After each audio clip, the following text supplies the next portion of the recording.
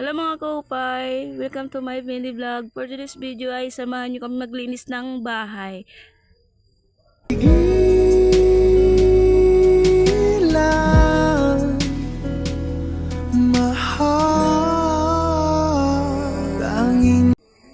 At nagluto muna po ako ng pasit canton para may makain kami.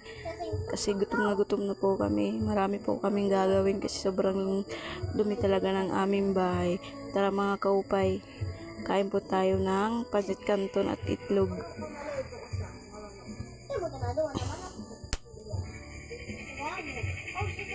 Kain po tayo mga kaupay.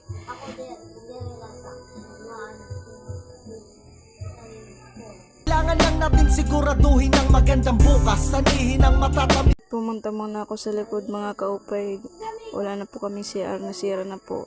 Hanggang dito na lang muna mga kaupay. Thank you for the watching.